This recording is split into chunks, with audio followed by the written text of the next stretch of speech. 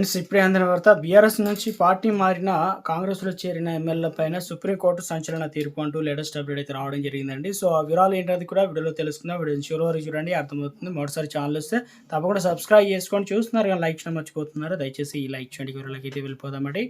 తెలంగాణ రాజకీయాల్లో హాట్ టాపిక్‌గా మారిన పార్టీ ఫిరాయింపుల ఎమ్మెల్యే కేసు అసెంబ్లీ స్పీకర్ సంచలన తీర్పు వెల్లడించారు. ఎందుకంటే ఎమ్మెల్యేలు దానం నాగేంద్ర, కడియం శ్రీహరిలను బీఆర్ఎస్ పార్టీ ఎమ్మెల్యేలుగానే గుర్తించడంతో వారికి భారీ ఊరట లభించిందని చెప్పవచ్చు. విచారణ సమయంలో దానం, కడియం ఇచ్చినటువంటి వాంగ్మూలాన్ని పరిగణలోకి తీసుకున్నట్లు స్పీకర్ తెలిపారు. విచారణ సమయంలో కడియం, దానం తాము ఇంకా బీఆర్ఎస్‌లో పార్టీలో ఉన్నట్లు తెలిపారు. దీంతో స్పీకర్ ఆ ఇద్దరు ఎమ్మెల్యేలపై బీఆర్ఎస్ పార్టీకి చెందిన వారని చెప్పేసి స్పష్టం చేశారు.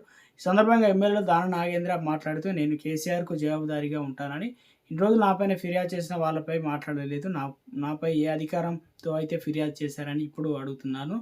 కొందరు వ్యక్తిగతంగా నాపైన ఫిర్యాదు చేశారు. నేను వ్యక్తిగతంగా సమాధానం ఇచ్చాను. స్పీకర్ పరిధిలో నేను ఏ తప్పు చేయలేదు. తీర్పు ఎలా ఉన్నా నాకు ఒకటే. పార్లమెంటు వెళ్ళాలని ఆలోచనను పోటీ చేశాను. నేను కాంగ్రెస్ సభ్యత్వం తీసుకోలేదు.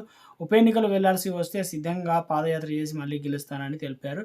పార్టీ ఫిరాయింపుల ఎమ్మెల్యే కేసులో కొంతకాలం తెలంగాణలో స్పీకర్ తీర్పుతో గత కొంతకాలం రాష్ట్రం రాజకీయాలు కొనసాగుతున్నాయి ఉత్కంఠగా.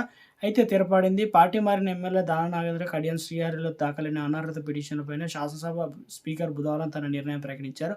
వారిద్దరూ కూడా బీఆర్ఎస్ ఎమ్మెల్యేలని స్పష్టం చేశారు. ఈ కేసులో సుప్రీంకోర్టు విధించిన గడువు ముగిస్తుండటంతో స్పీకర్ నేడు తీర్పు అయితే వెల్లడించారు. మొత్తం 10 మంది ఎమ్మెల్యేలు పార్టీ ఫిరాయించగా ఇప్పటికే 8 మంది అంటే స్పీకర్ క్లీన్ చిట్ ఇచ్చారు. దానం, కడియం శ్రీహరి తాజా వాదనలు విన్న స్పీకర్ వారికి ఊరట ఇచ్చారనమాట.